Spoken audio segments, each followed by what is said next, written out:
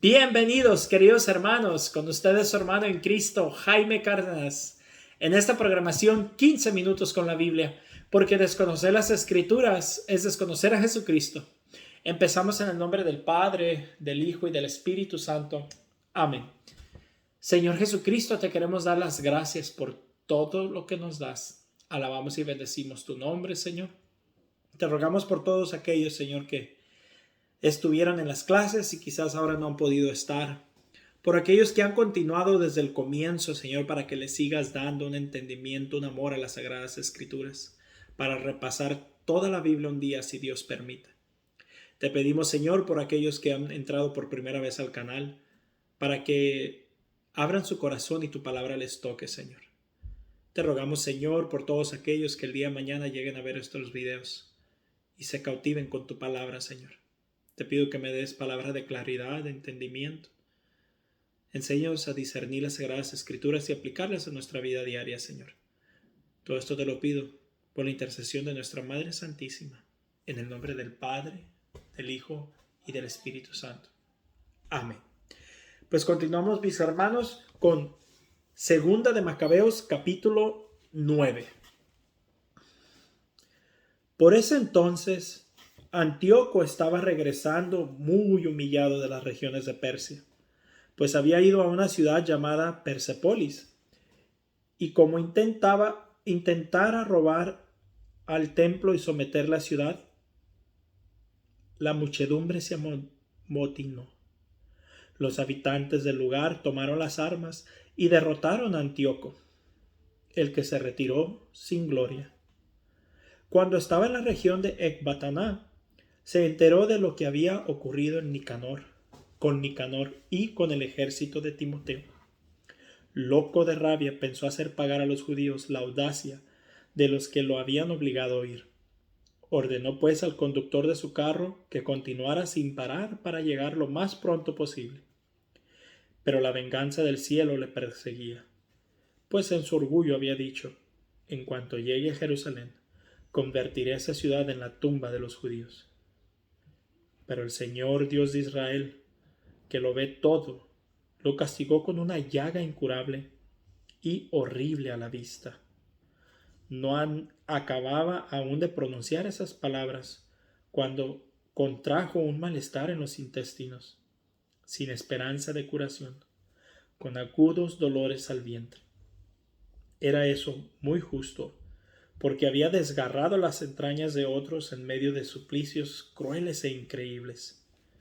No disminuyó con eso, sin embargo, su insolencia y repleto siempre de orgullo. Avivó más aún el fuego de su cólera contra los judíos, ordenando que se acelerara la marcha. De repente cayó de su carro y fue tan violenta la caída que se dislocaron todos los miembros de su cuerpo. Poco antes se consideraba un superhombre, listo para dar órdenes a las olas del mar y para pesar en una balanza la masa de las montañas. Ahora estaba tirado en tierra y tenía que llevarlo en una camilla. Entonces resplandeció a los ojos de todos el poder de Dios. Del cuerpo de ese impío que aún estaba vivo salían los gusanos, sus carnes se desprendían a pedazos en medio de atroces dolores. Y el hedor de la podredumbre que salía de él molestaba a todo el ejército. Debido a esa hediondez insoportable, nadie podía ahora estar cerca de aquel que antes parecía tocar los mismos astros del cielo. Entonces, en medio de su horrible sufrimiento, comenzó a volver de su orgullo y a reconocer su condición bajo el castigo divino que a cada momento redoblaba sus dolores. Como ni siquiera él mismo podía soportar ya su propia fetidez, reconoció: es justo someterse a Dios, y siendo mortal, no igualarse con la divinidad.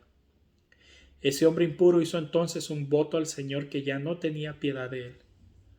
Hablando de esa ciudad santa, a la que quería llegar pronto para arrasarla y convertirla en tumba de sus habitantes, prometió que la declararía libre. Prometió igualar con los atenienses a esos judíos, que hacía unos momentos no consideraba dignos de sepultura, y los entregaba a ellos y a sus hijos como alimento de las aves de rapiña y de las fieras salvajes. Prometió adornar con las más hermosas ofrendas el templo santo que había antes saqueado. Devolveré con creces todos los objetos sagrados y pagar con sus propias rentas los gastos de los sacrificios. Más aún, prometió que se haría judío y que recorrería todos los lugares habitados para proclamar la omnipotencia de Dios. Pero sus sufrimientos no se calmaban, porque se había abatido sobre él el castigo de Dios.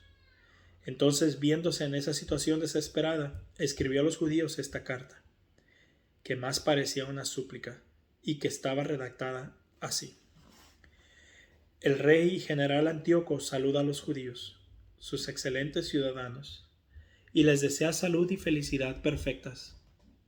Tendremos una razón más de confiar en Dios si ustedes y sus hijos están bien y sus negocios prosperan, pues recuerdo afectuosamente las señales de honor y bondad que recibí de parte de ustedes.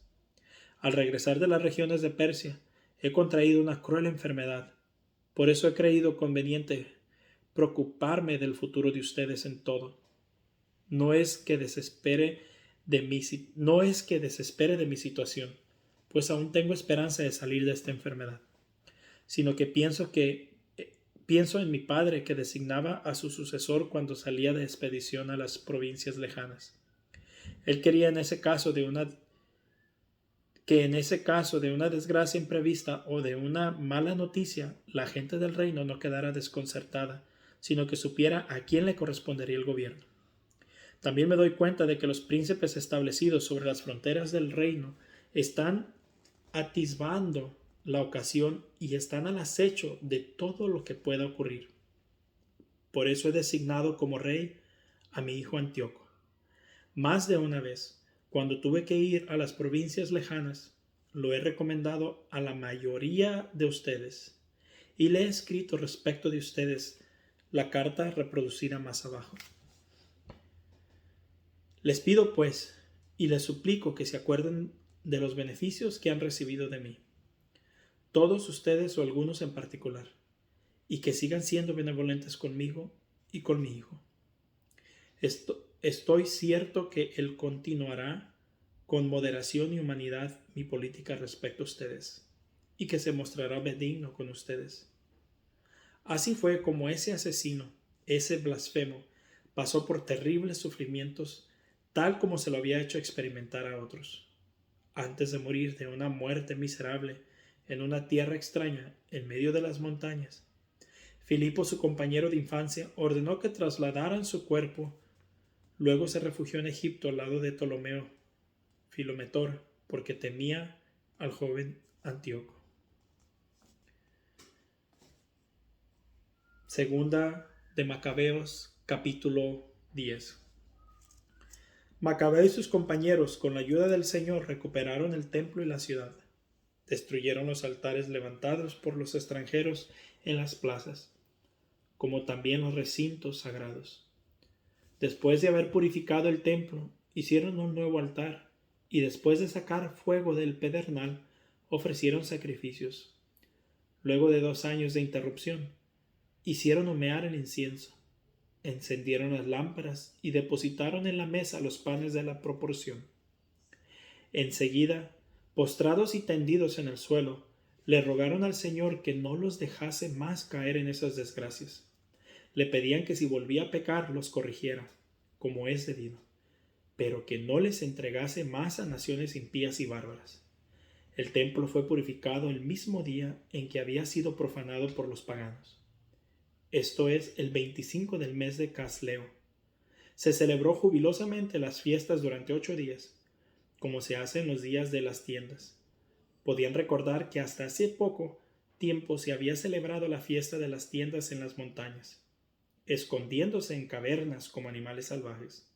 Por eso, llevando ramas y palmas, entonaron cánticos a la gloria del que había llevado a cabo la purificación de su templo.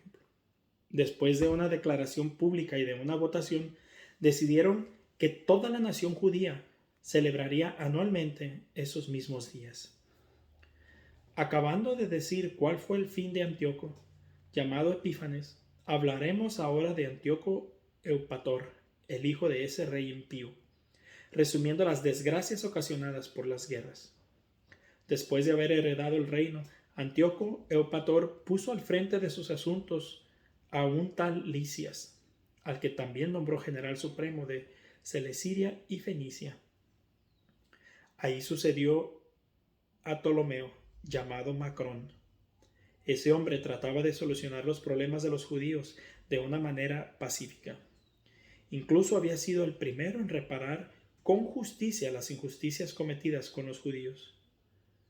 Por eso los amigos del rey lo acusaron a Eupator.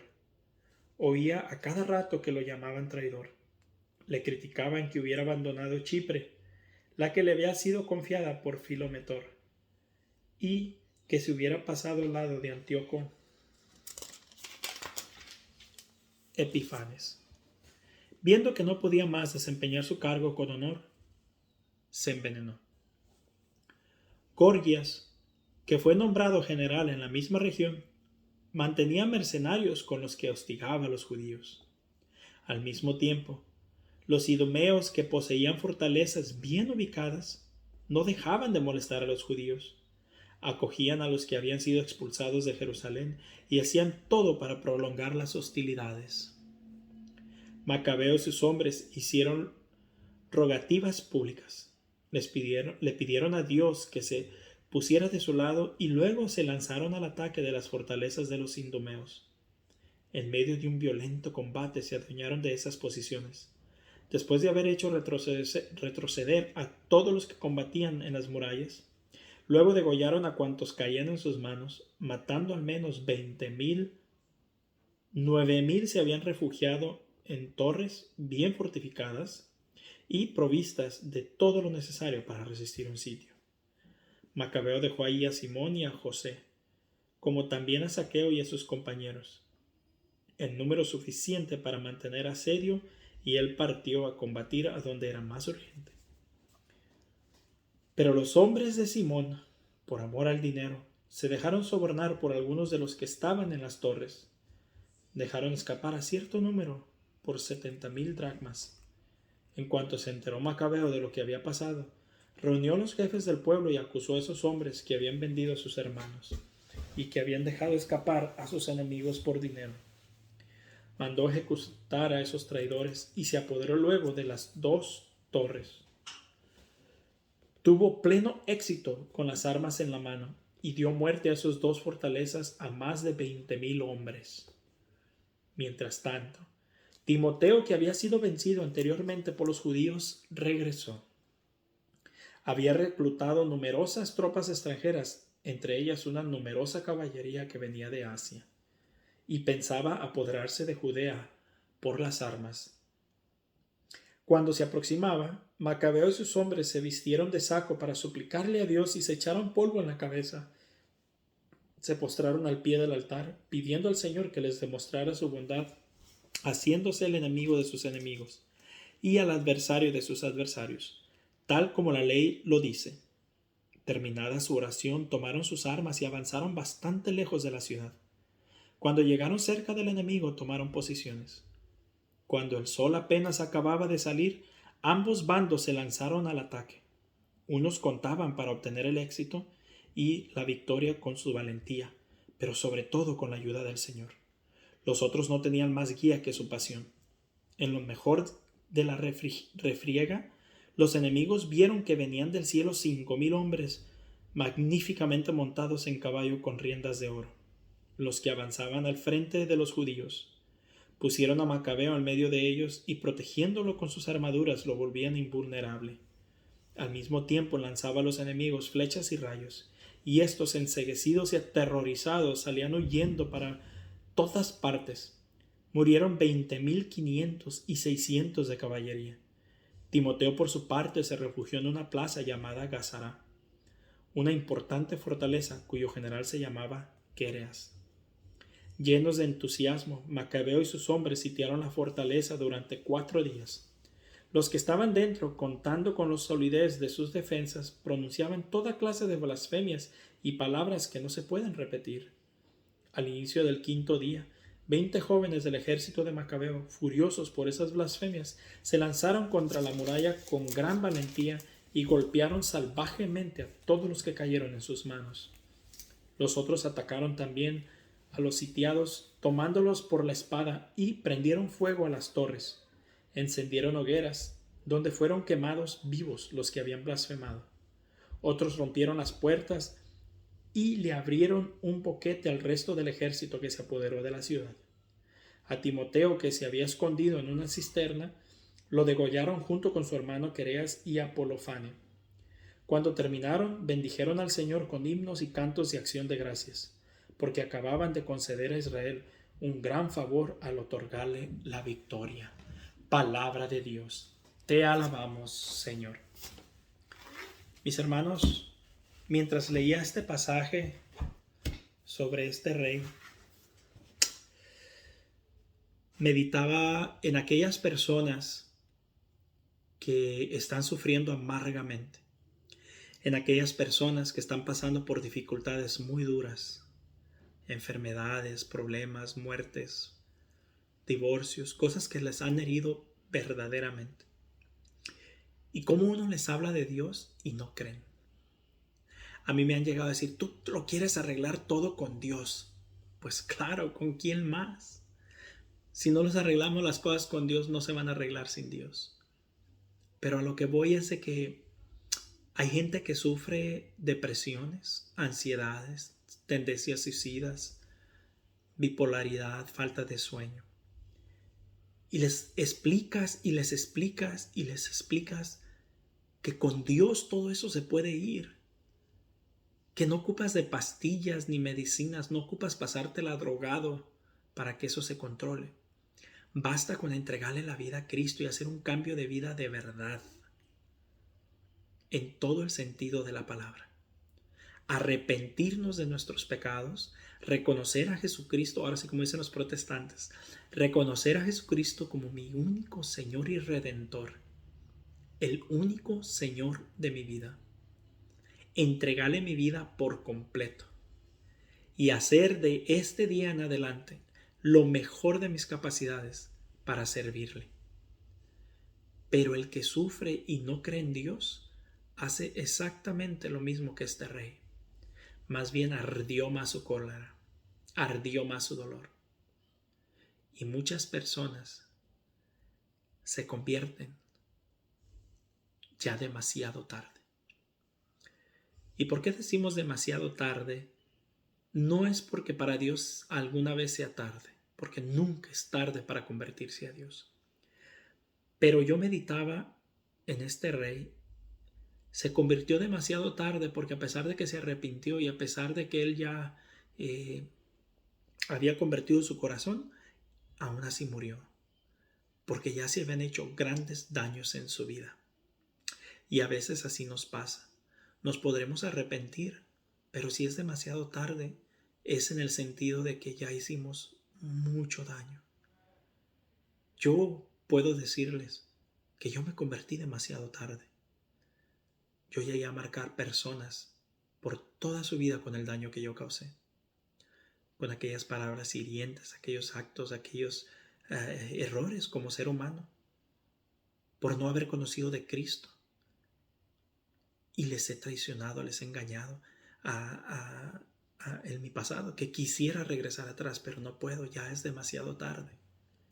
Entonces, si tú estás pasando por una dificultad, no esperes a que sea demasiado tarde. Entrégale tu vida a Cristo hoy. Si hoy estás pasando por una dificultad y ya te convertiste, ten ánimo, ten paciencia. Que con Cristo todo se puede y todo lo que vivimos es para Cristo, por Cristo y en Cristo. Dios te bendiga. Un fuerte abrazo.